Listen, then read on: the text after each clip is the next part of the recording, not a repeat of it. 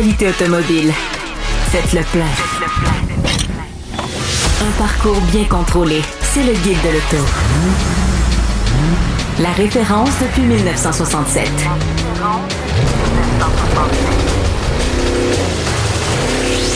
Le Guide de l'auto. Bonjour tout le monde, bienvenue à cette émission du Guide de l'auto. Louis-Philippe Dubé au micro principal cette semaine. Antoine Joubert est absent pour aller faire évidemment des essais automobiles où est-ce qu'il fait un petit peu plus chaud que chez nous. Je suis en compagnie de Hugues Gonneau, notre journaliste et historien automobile. Hugues, c'est la haute saison pour deux choses, hein? Les commentaires sur l'autonomie des véhicules électriques quand il fait moins 20. Oui. Et les nids de poules. Et les nids de poules qui commencent déjà. On va parler des deux. Et on n'est que début février. Oui, évidemment. On va parler des deux, les nids de poules, et puis avec Xavier Huberdeau, propriétaire d'un atelier automobile à Saint-Vincent-de-Paul, qui va nous parler un peu de ce qui se passe sur le terrain en préparation de la saison des nids de poules, parce qu'on n'est pas encore dans le dégel. Ça n'a pas l'air comme ça, mais on n'y est pas encore. Même si on est en train d'en parler beaucoup. Et puis, en clôture d'émission, je vais parler d'un essai de véhicule électrique que j'ai fait. Et non, il n'y aura pas vraiment de plainte sur l'autonomie de ce véhicule-là parce que j'ai eu un road trip extraordinaire. Et puis, il faut en parler, il faut les mentionner quand on a des petits voyages extraordinaires en véhicule électrique l'hiver. On a l'impression qu'on est tout le temps en train de se plaindre et c'est pas le cas parce qu'il y a des constructeurs qui font bien ça. Il y a des infrastructures de recherche qui fonctionnent. Alors, on va parler de ça tantôt, mais pour commencer, quelques actualités. Oui, alors pour commencer, on va parler d'un sujet pas très courant. On va parler de poignées de porte. Oui, les poignées de portière rétractables sur les véhicules. En fait, c'est pas arrivé nécessairement sur les véhicules électriques et il n'y a pas seulement des portières rétractables électriques sur des véhicules électriques. Par contre, on les a dessinées, on les a apposées sur les véhicules pour améliorer l'aérodynamique. Absolument. Et un peu réduire les contraintes de design du côté des constructeurs. Et c'est quelque chose qui est très beau. Souvent, on va voir sur des véhicules de luxe. Ça fait cool. Ça fait cool, mais là, la Chine a décidé de les interdire d'ici le 1er janvier 2027 parce qu'il y a eu énormément de problèmes en Chine avec ces portières-là. Tout à fait. Et on a entendu parler chez nous aussi, avec des rappels du côté de chez Volkswagen, des portières qui pouvaient s'ouvrir tout seuls, du côté de d'autres constructeurs que les portières restaient fermées. Et puis, du côté des autorités chinoises, on veut que ces portières-là aient un mécanisme mécanique à l'extérieur comme à l'intérieur, ce qui n'est pas le cas pour tous les constructeurs. Ce qui est pour intervenir en cas d'urgence, tout simplement, pour que les pompiers ou d'autres puissent intervenir et que les personnes qui sont enfermées dans une voiture, éventuellement après un crash, puissent ouvrir eux-mêmes la porte, même s'il y a un problème électrique. Oui, parce que justement, c'est des problèmes qui arrivent avec la batterie 12 volts. Puis on sait, pas seulement avec les véhicules électriques, mais les véhicules à moteur thermique aussi, on a des problèmes avec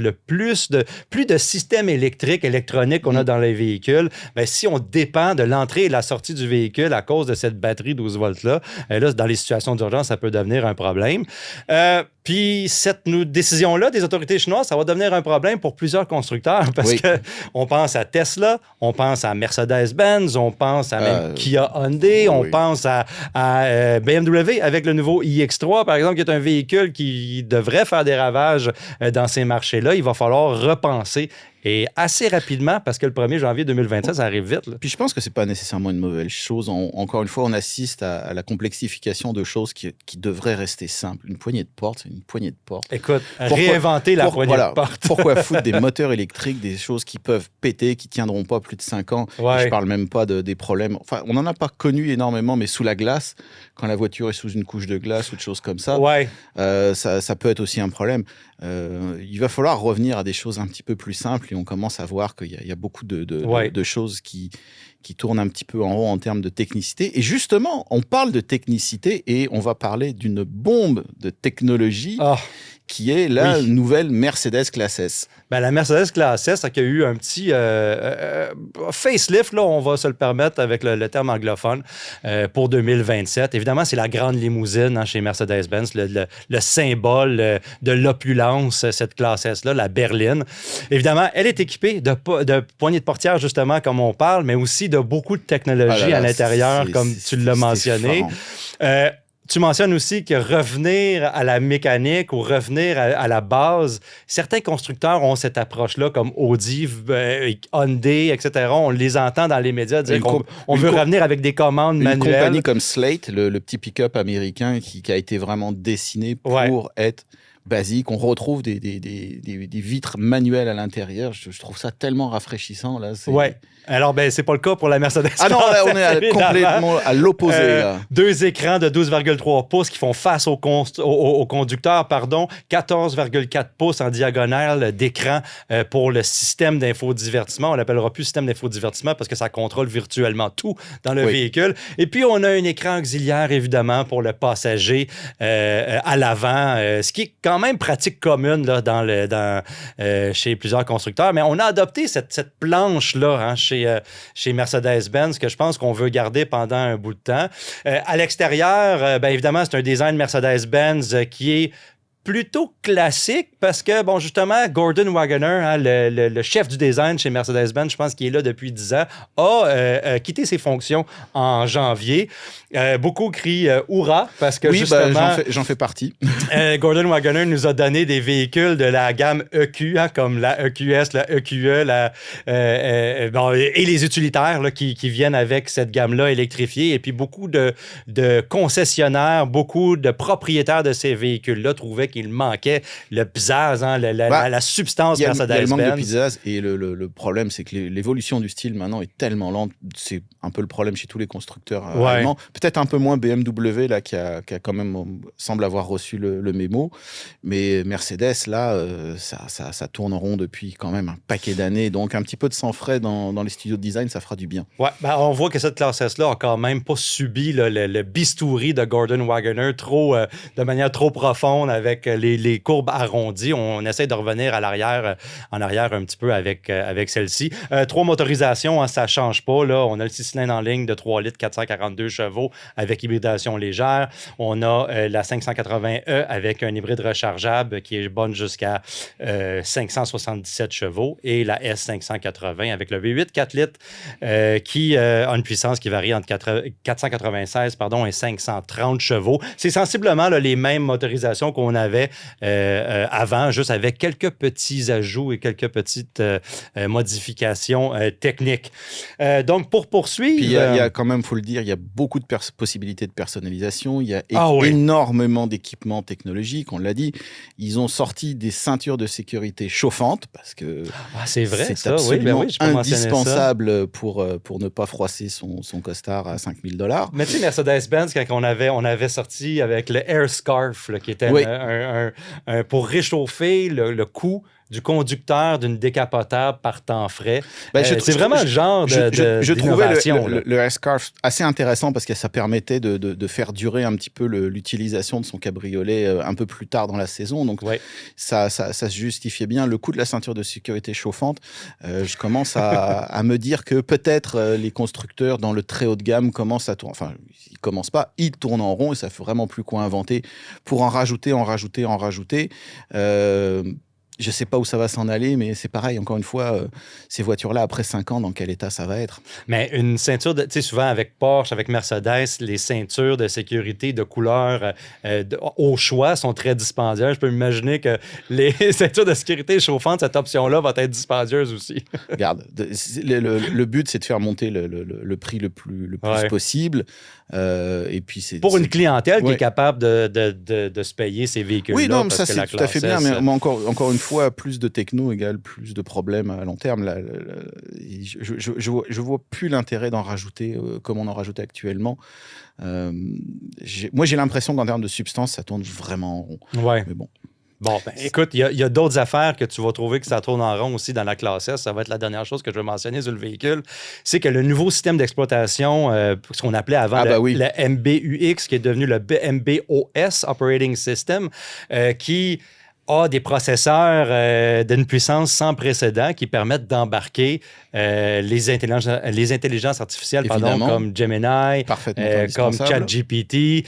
Et puis ça intègre toute une nouvelle dimension de la conduite. Hein?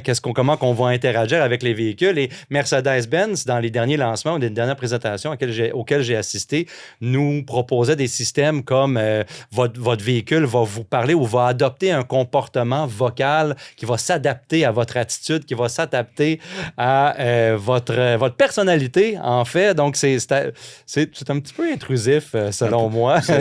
Quand on parle de bébel inutile, là, je suis désolé, mais on y est. Puis, on peut aussi streamer maintenant directement depuis sa voiture. Ouais. Enfin, bref, tout ça est parfaitement inutile. Bon, sinon, en termes d'actualité, on va maintenant parler de la Chine. Oui. Et il se passe des choses du côté de la Chine. On a vu que BYD avait déjà passé un accord d'homologation avec Transport Canada. Oui, en fait, vous les avez vus, hein, les BYD, sur nos routes. Vous avez vu les taxis BYD, ce qu'on appelle les E6, là, qui sont rentrés depuis, je pense, 2019. Vous avez peut-être déjà embarqué en tant que passager dans un taxi BYD assemblé en Chine. Et puis, il y a des autobus BYD au Canada, hein, je pense, en Colombie-Britannique. On a eu même, je ne suis pas sûr si au Québec, on a eu les autobus BYD, mais je pense qu'on avait un projet pilote qui était avec ça. Il y a même une usine d'autobus BYD aux États-Unis. Donc, quand on a parlé la semaine dernière ou la semaine d'avant des constructeurs chinois qui allaient pénétrer le marché canadien, à cause de ça, on a déjà une entente en préalable. On a déjà un pied à terre du côté de chez Transport Canada à cause des autobus, à cause de ces taxis-là qui ont déjà été importés. Et puis, ça permet à BYD d'avoir une longueur d'avance peut-être sur certains constructeurs, pas des constructeurs comme GM ou Polestar qui ont déjà commercialisé des véhicules à grand volume chez nous, mais un peu en l'avance de d'autres constructeurs chinois tout à fait. qui sont pas nécessairement homologués ou qui n'ont pas un pied à terre. Parce que, évidemment, on a parlé des limites d'importation, on a parlé également de certaines limites dans ces documents-là qu'on parle avec Transport Canada. Il y a des usines qui sont mentionnées et ces usines-là assemblent certains véhicules sélectionnés. Donc, ça ne veut pas dire que ça va arriver immédiatement, mais moi je me disais... on n'aura pas ces véhicules-là tout de suite parce qu'il y a plusieurs étapes à passer. Mais là, il y a certaines de ces étapes-là qui sont déjà en train d'être passées. Toujours avec les constructeurs chinois, Ford serait en pourparlers avec Xiaomi. Écoute, j'étais au Salon de Détroit pas la semaine dernière, la semaine d'avant. Et puis, on était en train de déjeuner dans la cafétéria du siège social chez Ford à Dearborn, de Ford à Dearborn. Et puis, j'étais en train, avec nos collègues journalistes canadiens, puis Jim Farley est venu tout bonnement dans la cafétéria. PDG de Ford. PDG de Ford, oui, il faut le mentionner. Est venu directement vers notre table et a commencé à discuter. Apparemment que c'est quelqu'un, je ne l'avais jamais rencontré en personne, mais c'est quelqu'un qui fait ça souvent. Et sans personne des relations publiques ou sans, on va dire, policier du régime pour voir si, par exemple, Jim Farley s'échapperait sur des trucs. La police de la bonne parole. Alors, c'est très non officiel, mais Jim Farley a procédé à nous parler un peu du futur, etc. Et rapidement, la discussion est venue à non seulement qu'il a déjà habité à Ville-Mont-Royal pendant plusieurs années, a déjà été un Montréalais, Jim Farley, mais aussi comment qu'il admirait la qualité ou la technologie qui tourne autour des véhicules électriques. Et si vous avez suivi l'actualité automobile, vous savez que Jim Farley a une Xiaomi SU7, qui est la berline. Oui. Tout à fait. Très avancée là, chez ce constructeur chinois-là. Et puis, il y en a une qui lui appartient. En fait, on la voit là, à l'écran, comme voiture qu'il a importée pour lui, pour un peu faire du benchmarking, pour faire un peu d'étalonnage, là, regarder comment ces véhicules-là sont assemblés et quelle technologie. Et il nous a parlé pendant plusieurs minutes de dire, regarde, c'est un peu la référence. Et puis, si les constructeurs chinois entre demain matin aux États-Unis, on a beaucoup de travail sur la planche pour citer ces mots. Donc là, qu'est-ce qu'on entend dans l'actualité? C'est que Ford serait en pourparlers avec cette compagnie-là précisément pour peut-être avoir des alliances technologiques. C'est pas très clair, mais alliances technologiques, peut-être dans le communiqué de presse, c'est pas un communiqué de presse, c'est des informations qui nous viennent du Financial Times, qui n'ont pas été corroborées par Ford, il faut le mentionner. Mais ces informations-là font mention d'une espèce de collaboration. On parle de peut-être collaborer avec les constructeurs chinois pour qu'ils viennent assembler des véhicules aux États-Unis. Je trouve que c'est quand même gros comme affirmation, mais je pense surtout, et après avoir discuté avec Jim Farley, d'une collaboration technique où est-ce qu'on pourrait adopter... C'est le plus probable. Certaines technologies, parce que justement, chez Ford, on essaye, chez GM, on essaye, et puis on fait certains efforts ou certains développements technologiques qui sont louables, mais du côté des Chinois et du côté de ces entreprises-là, on est un petit peu à l'avance sur certains modèles ou sur certaines technologies de batterie. En termes tant de hardware que de software, en termes de vraiment de technologie de la gestion des flux d'énergie, de technologie de la gestion des batteries, les constructeurs chinois sont maintenant en avance à peu près sur tout le monde. Il y a peut-être Tesla qui arrive à leur niveau, mais c'est à peu près tout.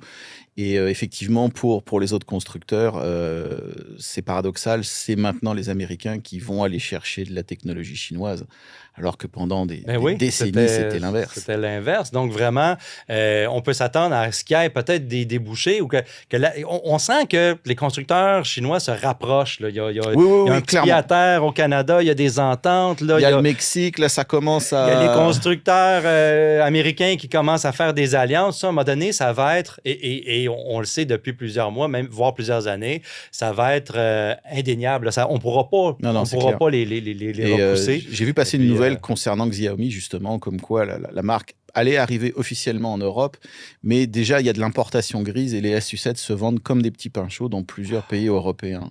Ah, OK. Parce que parce qu'on est déjà... rapport qualité-prix, les performances, tout est là. Quoi. Parce qu'on est déjà là avec les marques comme MG, comme BYD, etc. Donc, mais Xiaomi, c'est de l'import gris pour le moment, c'est pas de l'import officiel et apparemment, ça se vend déjà très, très bien. Wow. Donc, ça laisse augurer que le jour où les portes vont s'ouvrir en Amérique du Nord, c'est qu'une question de temps, faut pas se leurrer. Ça va faire mal. Bon, à suivre. Au retour, on reçoit Xavier Huberdeau, qui est propriétaire de l'atelier M Mécanique 360 à Saint-Vincent-de-Paul, pour nous donner un peu le pouls de ce qui se passe sur le terrain. J'allais dire en pleine saison des nids de poules. Apparemment que c'est pas commencé, mais on n'a pas fini d'en parler. Le guide de l'auto. Parcours l'actualité automobile sans dérapage ni accrochage. Hugues, on en parlait en début d'émission, c'est la haute saison qui commence pour les nids de poules. Qui ne fait que commencer à Montréal. Puis ça fait la une un peu là, des journaux. Même sur les médias sociaux, on a vu sur les médias sociaux avec la mairesse Ferrada qui a fait une petite story là, qu'elle a perdu 2 pneus, en fait. Elle a eu 2 crevaisons sur un nid de poule et un peu dans un élan de solidarité en train de dire que c'est un gros problème à Montréal qu'il faut régler. Évidemment, personne n'est épargné si on voit ça. Moi-même, j'ai mon histoire dernièrement que mon véhicule est resté stationné ici au studio pendant plusieurs semaines parce que je devais remplacer pas 1, mais 2 pneus également pour des nids de poules. En fait, je ne veux pas parler de la cause des nids de poules à Montréal et des travaux publics aujourd'hui. Je veux vraiment parler du volet mécanique. Comment ça affecte nos véhicules. On en parle une fois de temps en temps, mais là, il y a encore des enjeux avec l'approvisionnement en pièces, les tarifs, les pneus, etc. Alors, c'est quelque chose que si ça vous arrive, ça peut vous affecter. Fait que pour en parler, je reçois M. Xavier Huberdeau. C'est le propriétaire de l'atelier M Mécanique 360 à Saint-Vincent-de-Paul. Salut Xavier. Salut, comment allez-vous? Ça va bien, merci. Merci d'être avec nous. Je commence par dire, Xavier, que on parlait un peu en entrée d'émission que la saison des nids de poules, on en entend parler partout en ce moment, mais là, tu me dis que c'était pas entièrement commencé. Normalement, ça commence pas mal plus tard. Puis là, si les choses continuent d'aller comme elles vont, vous allez avoir une grosse saison, là. Ah, définitivement. Honnêtement, on en fait presque à tous les jours là, des cas de nids de poules sur les voitures de nos clients.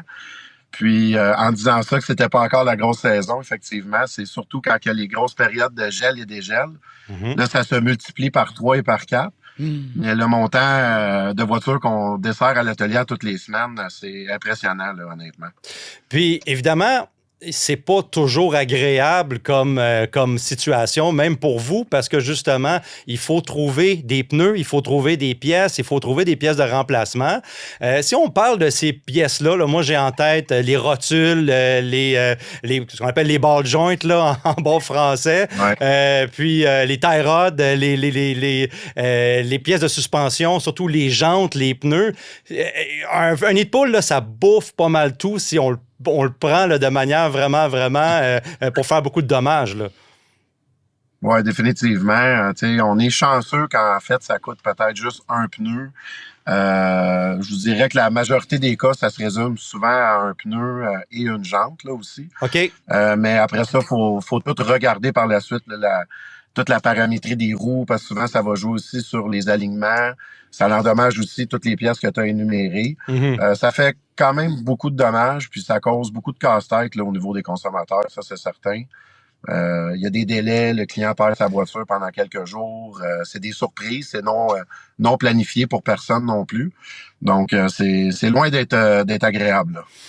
Évidemment, j'ai eu un incident moi-même très similaire à des incidents qu'on entend dans les médias avec une perte de deux pneus à cause d'un nid de poule. Qu'est-ce qui arrive dans ce temps-là? Qu'est-ce que vous proposez à vos clients? Parce que moi, je vais probablement changer le train de pneumatique parce que justement, bon, il arrive à sa fin. C'est comme un incitatif pour moi de le faire. Mais si vous venez d'installer ces pneus-là où les pneus n'ont seulement que 2 saisons et puis ils sont discontinués parce que justement, il y a des problèmes d'approvisionnement. On va parler de ça tantôt. Mais vous proposez quoi à vos clients dans ces situations-là? Exact, sauf que c'est exactement ça. Fait que la problématique, souvent, quand c'est des pneus qui ont été vendus quand même assez récemment, on est capable de trouver le même modèle, etc. Mais souvent, ça arrive un peu plus tard en saison, même si le client a acheté les pneus récemment, la disponibilité est très difficile parce que les entrepôts, les revendeurs de pneus neufs sont en transition pour avoir des pneus d'été dans leur entrepôt. Fait que souvent, on est presque pas capable d'avoir le même modèle, même s'il a été acheté récemment. Puis, l'autre point, pour revenir à ce que tu disais justement, c'est souvent le client où il mentionne qu'il en reste peut-être pour 1 ou 2 saisons. Puis là, finalement, il fait une crevaison. Même si c'est un pneu, on se trouve à être dans l'obligation d'en remplacer 2 ou même 4. Puis, les inventaires sont bas, donc on n'a pas toutes les options. Puis, tu sais, d'essayer de trouver un pneu qui est similaire, c'est très, très difficile. Fait que le client... il n'y a pas de remise postale non plus parce qu'il n'est pas dans les périodes de promotion d'achat de pneus traditionnels. Ouais. Il n'y a rien de bon dans tout ça, honnêtement. Ça montre. C'est très rare que ça se résume aussi juste à un pneu. Là. Ça va être souvent 2, 4 pneus. Fait que c'est très embêtant pour le consommateur, là, vraiment. Louis-Philippe mentionnait une liste de pièces qui étaient à remplacer, mais selon les cas, ça peut se rendre jusqu'où? Est-ce qu'on peut même aller jusqu'à des pièces de châssis à remplacer? C'est quoi les histoires d'horreur que vous avez vues? Oui, on en voit quand même. C'est plutôt rare, mais on en a déjà vu malheureusement. Ça vient jouer souvent sur l'amortisseur en tant que tel, l'amortisseur et le bras de suspension qui sont agrippés sur le châssis du véhicule. Puis dans des cas plutôt rares, mais c'est déjà malheureusement arrivé, on doit envoyer la voiture dans un carrossier pour qu'il puisse redresser le châssis du véhicule pour qu'on puisse revoir la bonne matrice d'angle pour pouvoir remettre les pièces mécaniques en place. Ça arrive rarement, mais c'est quand même des choses qui sont arrivées peut-être une dizaine de fois là, dans les 5 dernières années. Pour les jantes, moi, je sais que j'ai une jante qui a craqué dans tout ça. Le pneu est parti, puis la jante aussi. Faire réparer une jante en aluminium, une jante en alliage, est-ce que c'est quelque chose que vous faites ou vous recommandez? Parce que moi, je l'ai fait. J'ai eu des résultats qui étaient mitigés. Des fois, ça recraquait, évidemment, puis ça recraquait à la même place. Est-ce que c'est quelque chose que vous faites ou vous remplacez, là, littéralement, vous recommandez le remplacement de la jante au complet? En fait, nous, on a une compagnie qui se spécialise dans ça, puis ça va super bien avec eux. Là, on n'a pas eu de retour ou quoi que ce soit. OK. C'est sûr que ça va fragiliser la jante quand même. Fait que, si jamais on refrappe un nid de poule exactement au même endroit, elle est quand même plus fragile. Ouais. Mais honnêtement, c'est un bon 90% des cas, là, la jante se fait reconditionner. Wow. Donc, c'est une réparation. Souvent aussi, il faut la remettre parfaitement ronde. Fait que ça coûte peut-être entre 200 et 300 $, qui est moins cher qu'une roue d'origine. Oui, absolument. Mais qui est quand même un frais qui est quand même assez élevé pareil. Là. Évidemment. Les recommandations en tant que mécanicien, en tant que propriétaire d'atelier de mécanique pour un peu peut-être se préparer en amont à la saison des nids de poules. Moi, il y a quelque chose qui me vient en tête, c'est de choisir des composantes de qualité.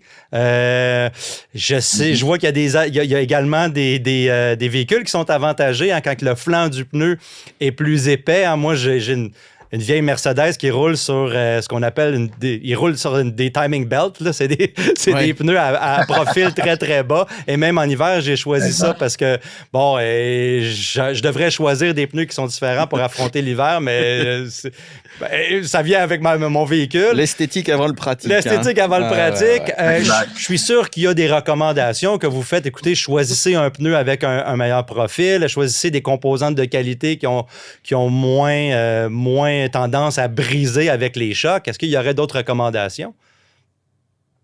Ben honnêtement, ce que tu dis, c'est exactement ça. T'sais, on recommande souvent d'y aller avec un pneu qui va avoir un plus grand profil. Disons que le client veut se magasiner une auto qui est plus récente. Ben, l'option avec les belles grandes roues en 19-20 pouces, c'est pas nécessairement la meilleure option pour les routes qu'on a ici. Ouais. Donc, souvent, un profil qui se trouve à être 55 là, et plus là, va venir absorber mieux l'impact qu'un pneu qui va avoir un profil de 35 ou 40. Puis, quand le client aussi magasine un pneu neuf, plus rares sont les manufacturiers qui offrent la garantie à heures de route, mais il y en a encore quelques-uns, donc on recommande d'y aller avec ce type de pneu-là. Comme ça, le pneu est un peu plus cher à l'achat souvent, mais au moins, il suffit d'en remplacer un et on rentabilise ça assez rapidement quand même. La mode est au petit SUV, fait que ça aide beaucoup aussi le marché en ce moment, mais n'empêche qu'un bon nid de poule peut faire quand même... à moins d'avoir un pick-up, là, un bon nid de poule, même un SUV, là, ça va faire mal. Là. Est-ce que vous avez vu, parce que les véhicules électriques sont plus lourds, est-ce que vous avez vu qu'il y avait plus de dégâts, que les véhicules électriques étaient peut-être plus sensibles à ce genre de problème-là? Ou est-ce que vous n'avez pas remarqué particulièrement? Non, c'est une super bonne question. Puis effectivement, oui, on le remarque quand même beaucoup. Il y a deux facteurs. La pesanteur du véhicule fait en sorte que le choc est plus imposant quand que le véhicule tombe dans ce fameux nid de poule ou d'autruche-là. Puis, comme vous le savez, là, les véhicules électriques, souvent, ont une tendance d'avoir de belles grandes roues et des pneus qui sont de plus petite taille. Donc, le mélange du poids et de la dimension du pneu, mettons ça va arriver peut-être un peu plus régulièrement qu'il va y avoir des travaux mécaniques à faire et non juste un remplacement de pneus sur une voiture électrique, là, tout à fait. Est-ce que tu vois des enjeux avec l'approvisionnement en pièces? Sur un plus large, là, une discussion un petit peu plus large à l'atelier, parce qu'on parle avec les tarifs, avec les Américains, etc. J'imagine que les constructeurs, les manufacturiers de pneus aussi se sont ajustés. Certains pneus qui sont faits, mettons, aux États-Unis, etc., ils sont peut-être plus disponibles. On priorise dans la distribution de pneus des pneus qui sont faits ici ou qui sont faits dans des régions moins tarifées. Est-ce que c'est quelque chose qu'on ressent là, sur le terrain dans l'atelier de mécanique? Je vous dirais que ça s'est beaucoup... Il y a eu la période COVID, là, qu'il y a beaucoup de types d'entreprises qui ont passé à travers ces manques d'approvisionnement-là. Dans l'automobile, on s'en est quand même assez bien sorti. Que ce soit le secteur de pièces neuves d'origine ou le secteur d'après-marché avec des pièces de remplacement non d'origine. On a noté quand même, depuis, mettons, 2020, on a un bon, entre 10 et 12 % d'augmentation facile sur le prix des pneus. Ouais. Puis ça peut monter jusqu'à une vingtaine de % pour les pièces de remplacement. Mais pour ce qui est de la disponibilité, là, ça reste encore très facilement approvisionnable là, quand même. Je comprends.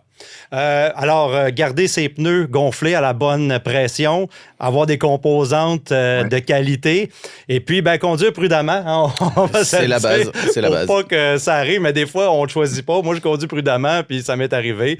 Je souhaite à tout le monde de faire attention sur les routes à Montréal, parce que comme Xavier nous dit, c'est pas tout à fait commencé encore, et on en entend déjà parler.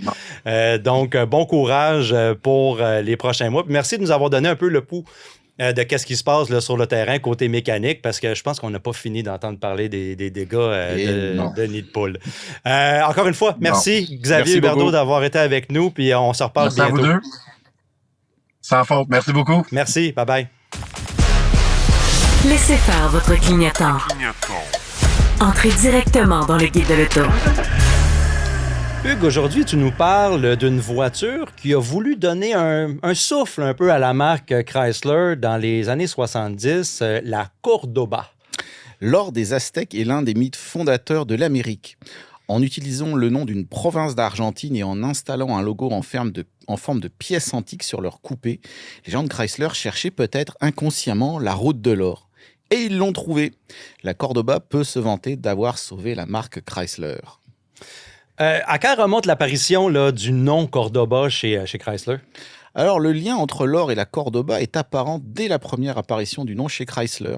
La Cordoba de Oro est un concept de couleur dorée, vous l'aurez deviné, dévoilé au Salon de l'Auto de Chicago en février 1970. Peu après, au printemps 70, Chrysler présente une édition spéciale Cordoba sur la base de la Newport, son modèle d'entrée de gamme. L'ensemble comprend une peinture, un toit vinyle et un intérieur doré, ainsi que des logos rappelant les Aztèques. La Cordoba sera produite en quantité très limitée, 1868 2 portes et 1873 4 portes, ce qui explique qu'elle ne sera commercialisée qu'un seul millésime. Et d'où vient l'idée là, de commercialiser cette Cordoba? Tout simplement de la concurrence. En 1968, Pontiac construit 31 711 Grands Prix. En 1969, ce chiffre monte à 112 486 exemplaires. Que s'est-il passé?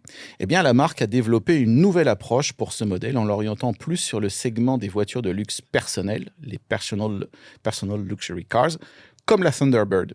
Grâce à un style unique comprenant un immense capot et un intérieur typé confort, la Grand Prix voit ses ventes quasiment quadruplées. Dès 1970, Chevrolet reprend la même recette avec la Monte Carlo et rencontre le même succès. Chrysler mettra du temps à réagir. Les études pour le remplacement de la Dodge Charger débutent en août 1970. À ce moment, un deuxième modèle est également prévu chez Plymouth qui devait s'appeler Sebring. Tous les deux reposent sur le châssis B-Body intermédiaire utilisé depuis 1971. Le studio de design des modèles B-Body est dirigé par Alan Kornmiller. Les premiers dessins sont assez classiques, puis les designers s'orientent vers quelque chose d'un peu plus baroque, avec des côtés plus sculptés et des phares ronds à l'avant, dont les courbes se prolongent sur le capot. L'inspiration semble venir soit des autos des années 20-30, soit de la Jaguar XJ6, ou bien de la Chevrolet Monte Carlo de deuxième génération, lancée en septembre 1972. Le travail sur les deux modèles est presque fini lorsque la direction change brutalement son fusil d'épaule. Plus question de version Plymouth, mais plutôt d'une Chrysler plus équipée, avec des prix plus élevés et donc de meilleures marges. Pour la division, c'est une révolution. À ce moment, elle ne vend que des véhicules pleine grandeur sur un empattement de 124 pouces, 3,15 m. En descendant à 115 pouces d'empattement, elle sera présentée aux États-Unis comme une petite Chrysler. Tout est relatif, car la Cordoba mesure quand même 5,47 m de long, contre 5,77 m pour une Newport. Wow! Les années 70, ça a été une période assez particulière pour l'automobile. Dans quel état se trouve Chrysler là, à cette époque-là? Là? Alors, sous la direction de Lynn Townsend, Chrysler connaîtra une croissance soutenue durant les années 60. Au début des années 70, les choses se dégradent rapidement. La surproduction entraîne des stocks massifs et les autos sont souvent vendues à perte. Les systèmes de dépollution coûtent très cher à développer, les filiales européennes brûlent de l'argent à tout va, et ça, c'est avant la première crise pétrolière d'octobre 73.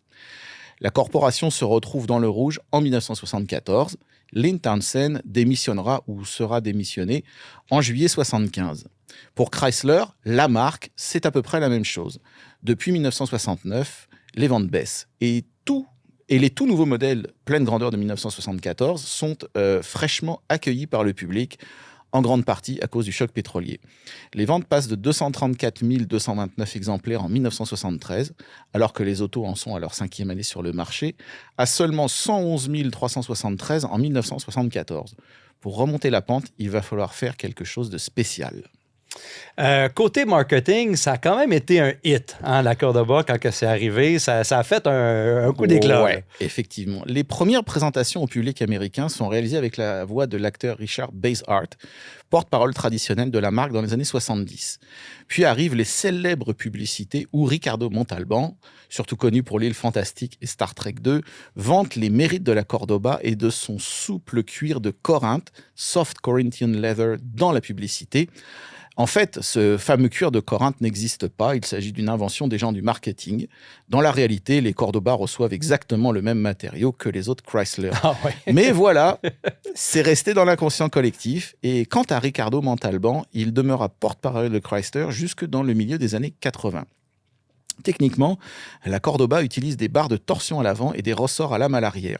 Le V8 de base est un 360 pouces cubes de 180 chevaux, mais des V8 318 pouces cubes de 150 chevaux ou 400 pouces cubes de 235 chevaux sont disponibles en option. La seule boîte de vitesse proposée est la TorqueFlite automatique à 3 rapports, réputée pour sa solidité. Le coupé vient relativement bien équipé pour l'époque, horloge électrique, coffre entièrement capitonné, moquette épaisse, pneus à flanc blanc, direction et frein assistés, et avec une jolie finition intérieure. Les possibilités de personnalisation sont nombreuses. 3 choix de roues, 2 choix de toit vinyle, 20 choix de couleurs, dont 13 métallisés, intérieur en velours verdi, cuir de Corinthe, justement, ou tissu jacquard, siège de base ou siège baquet avec console centrale. En option, on retrouve climatisation, vitre électrique, condamnation centrale, 5 types de radios, différentiel à glissement limité, vitres teintées et même un ensemble de remorquage léger. Enfin, la Cordoba vient à un prix concurrentiel, $5 072 US ou $5 950 canadiens, un prix effectivement compétitif spécialement en regard de sa cousine moins huppée, la Dodge Charger SE, proposée à $4 903 US ou $5 748 canadiens. Dès lors, les acheteurs accourent. Même pour Chrysler, l'ampleur du succès est une surprise. La marque écoule à la fin du millésime 75 150 105 exemplaires, ce qui représente près de 60% des ventes de la division. Cette réussite, elle est aussi canadienne car toutes les Cordoba et les Charger SE sortent de l'usine de Windsor en Ontario qui tourne alors à plein régime. Il y a eu quelques évolutions à travers la vie du véhicule. Peux-tu nous en parler? Oui, alors, à part le moteur de base qui devient le 400 pouces cubes, les 2 millésimes suivants n'apportent essentiellement que des options dans les choix d'options. Volant ajustable en hauteur et banquette 60-40 en 1976, nouveau dessin de toit vinyle, toit T-top et volant recouvert de cuir, de Corinthe évidemment, en 1977. Les chiffres de production demeurent excellents et si la Cordoba ne réalise plus que 48,5% des ventes de la marque en 1977, c'est que Chrysler a lancé ses nouvelles intermédiaires Le Baron, basées sur le châssis des Dodge Aspen et Plymouth Volare, disponibles également en coupé. Il faut attendre l'année millésime 1978 pour du nouveau. La calandre est redessinée avec des phares carrés superposés. C'est un attribut de style très à la mode à ce moment, voire par exemple la Chevrolet Monte Carlo 76, mais ça ne se coordonne pas très bien avec le reste de la carrosserie. Les feux arrière sont aussi revus. Les moteurs reçoivent un contrôle électronique de carburation pour améliorer les émissions et une version S moins chère est ajoutée. Mais cela ne suffit pas et la production baisse à 108 054 exemplaires.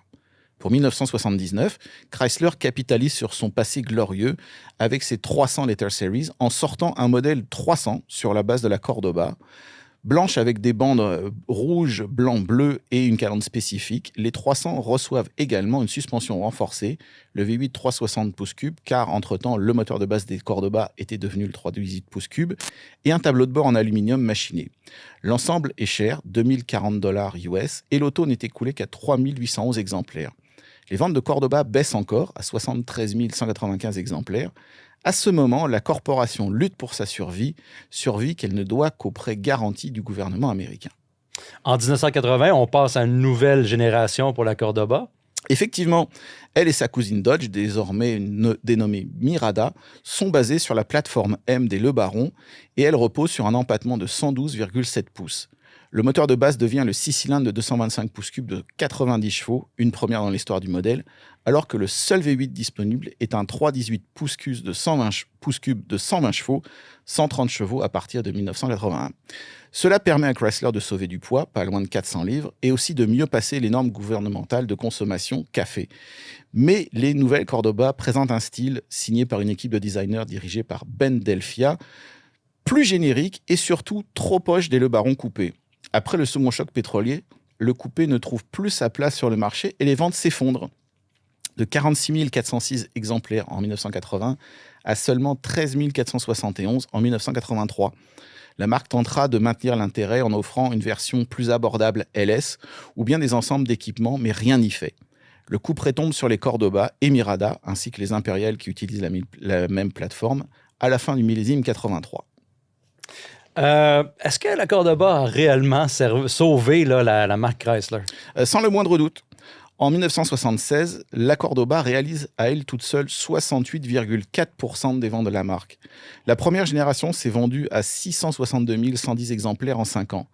La seconde a connu un bien moindre succès avec seulement 95 068 exemplaires en 4 ans.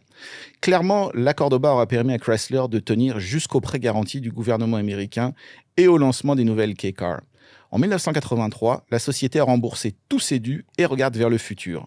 Un futur placé sous le signe de la traction avant, des 4 cylindres, des turbos et des mini-fourgonnettes, mais pas de la Cordoba. Wow, ben c'est ça que j'allais dire. À regarder l'état de la marque Chrysler aujourd'hui, peut-être qu'on aurait besoin d'une Cordoba. C'est pas une si mauvaise idée. J'en ai entendu des plus imbéciles venant de la part de Stellantis. Merci Hugues pour ta chronique. Le guide de l'auto. Alors Louis-Philippe, tu vas nous parler d'une belle expérience que tu as eue avec un GMC Sierra EV Denali. Oui, une belle expérience en road trip, en escapade en véhicule électrique, parce qu'on se force au guide de l'auto là, quand même de prendre des véhicules électriques en hiver. Et l'hiver, cette année, c'est particulièrement... Ouais, c'est pas mal. Ça pince là, quand même. Donc, les technologies de batterie, de conditionnement évoluent constamment. Puis pour rester à l'affût, bien évidemment... On est à l'hiver la moitié de l'année au Québec, donc on met à l'essai des véhicules électriques durant l'hiver pour voir un peu aussi si le niveau de perte d'autonomie... Oui. Non, mais c'est un facteur important chez nous. Et vivre un peu l'anxiété, ce qu'on peut vivre... En période hivernale, quand on n'a pas beaucoup d'autonomie. Le véhicule Sierra, GMC Sierra Denali électrique... 2026 n'a pas ce problème-là. Celui que j'ai essayé est l'autonomie maximale avec l'ensemble de Denali qui offre 750 km d'autonomie avec une grosse batterie de 205 kWh. Bon, OK. Le véhicule, évidemment, est un mastodonte. On va utiliser ce mot-là assez souvent.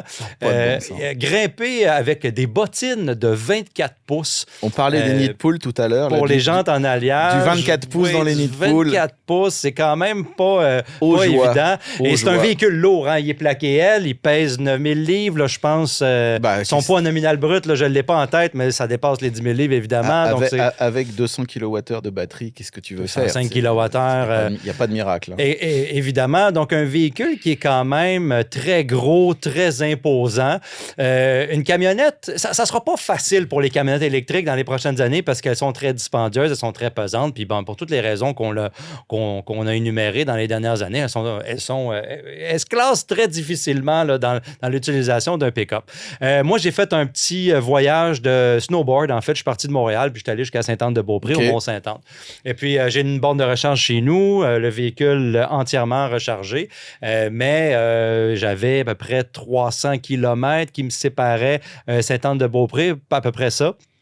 Et puis, je suis parti là, avec 769 km promis au compteur. Puis, aucune anxiété en allant. Je ne suis même pas arrêté, évidemment.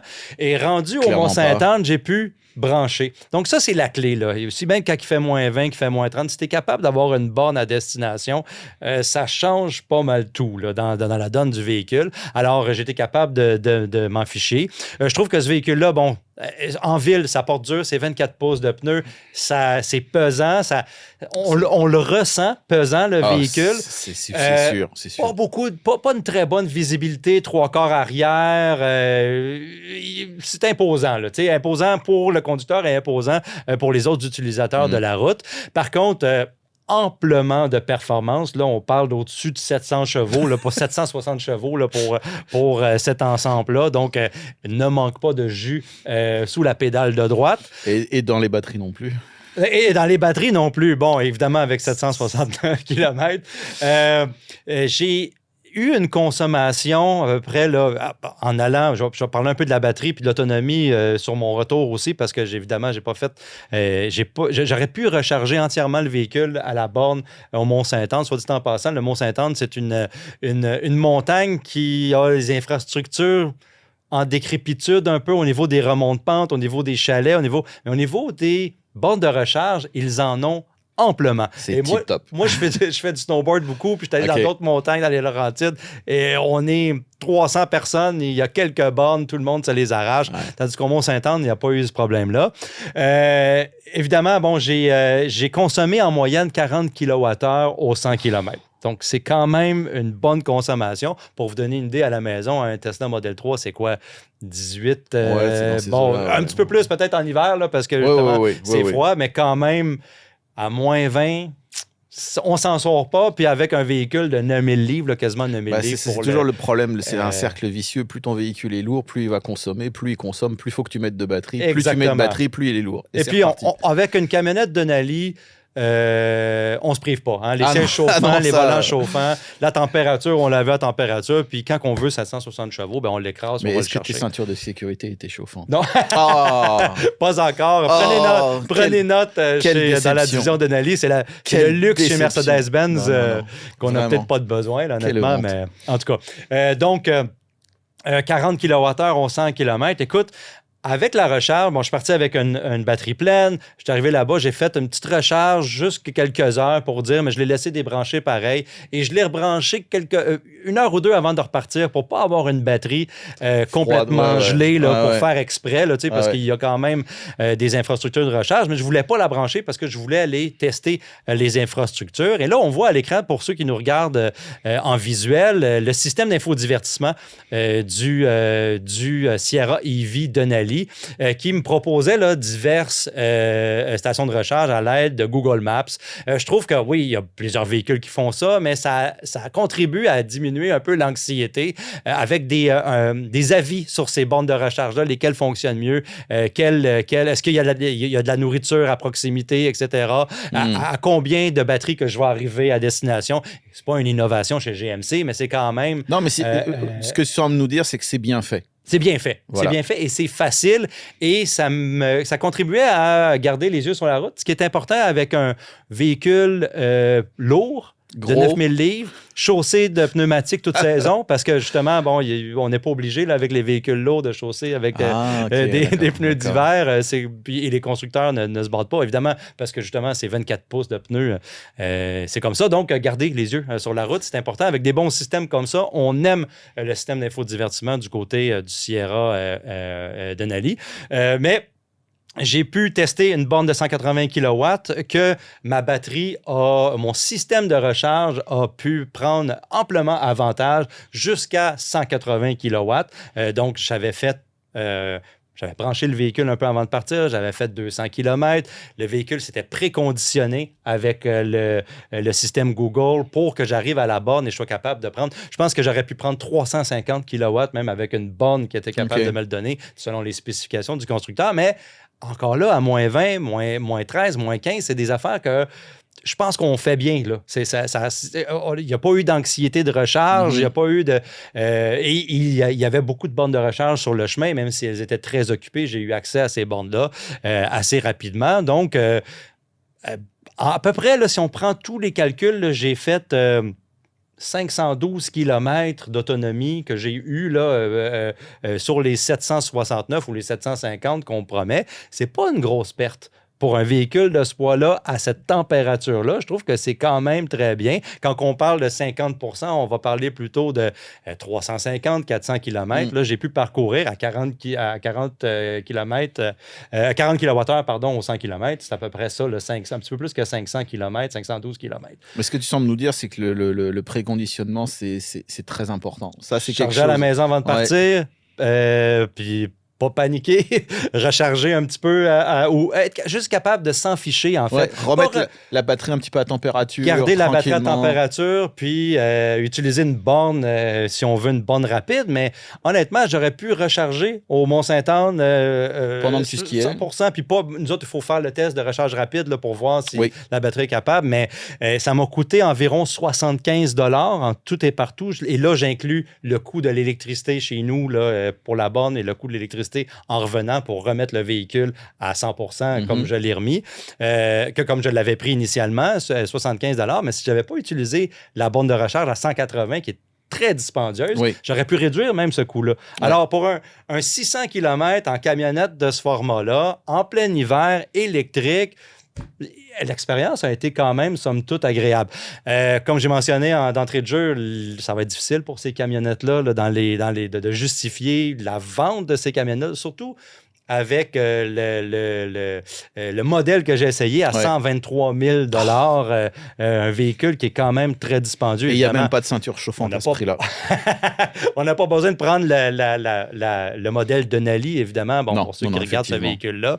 Mais somme toute, il va falloir vraiment regarder qu'est-ce qui se passe et qu'est-ce que les constructeurs vont faire pour mieux mettre en marché et les rendre un petit peu plus accessibles.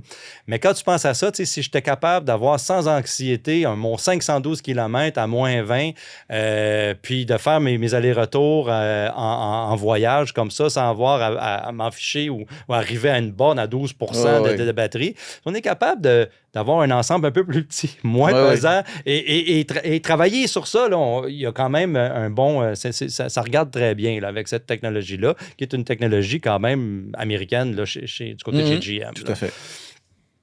Deuxième véhicule que j'ai essayé. Oui, alors on change de catégorie un petit peu, là. Même pas mal. Honda HR-V. Oui, Honda HR-V, écoute, c'est pas un modèle qu'on regarde tout le temps. On m'en a parlé du côté du Salon de l'Auto de Montréal. Le HR-V a ses bons côtés, ses mauvais côtés. C'est un véhicule qui a grossi, parce qu'on a connu des HR-V pas mal plus petits. Mal plus petits, en fait, avec beaucoup de contraintes là, au niveau du format. Le modèle que j'ai essayé, c'est le EXL avec le rouage intégral, ce qui est recommandable, évidemment, là, comme évidemment. Modèle là, chez nous. J'ai dit qu'il a grossi 691 litres d'espace de chargement derrière la deuxième rangée. Donc, pour un HR-V qui a déjà été on dit que c'est un utilitaire sous-compact parce qu'il y a le CR-V, mais le HR-V offre quand même beaucoup d'espace maintenant dans cette génération-là. Pas eu beaucoup de modifications pour 2026, là, mais on parle depuis le changement là, du côté du HR-V. Et puis, je trouve que c'est un véhicule pragmatique. La motorisation, il n'y a pas d'hybride. OK, oui, c'est peut-être un désavantage. Par contre, ça fonctionne, c'est fiable. Ça pourrait consommer un petit peu moins si on avait, dans ce créneau-là, on cherche toujours à aller chercher une meilleure consommation, un meilleur rendement, mais c'est quand même pas si pire que ça, là. Je vais dire 9,5 litres au 100 en plein hiver. Ça pourrait être mieux pour un sous-compact. Non, mais en plein hiver, c'est pas... Avec un rouage intégral, c'est correct. Je peux pas vraiment me plaindre. Le format est très confortable. Les sièges sont très confortables, etc. Donc, c'est encore un véhicule, malgré toute l'activité dans ce créneau-là, qui est recommandable et qui a quand même un prix... Qui reste encore très pertinent. Qui reste encore très pertinent, qui a encore un prix qui est intéressant. Bon, évidemment, du côté de chez Honda, il va falloir diversifier les modifications, il va falloir proposer des nouvelles motorisations pour demeurer compétitif. Mais je trouve que si on regarde un véhicule de ce format-là, avec le prix qui vient avec, c'est fort intéressant du côté du HR-V. Merci tout le monde d'avoir été parmi nous aujourd'hui au Guide de l'Auto. On se revoit la semaine prochaine. Bonne semaine à tous.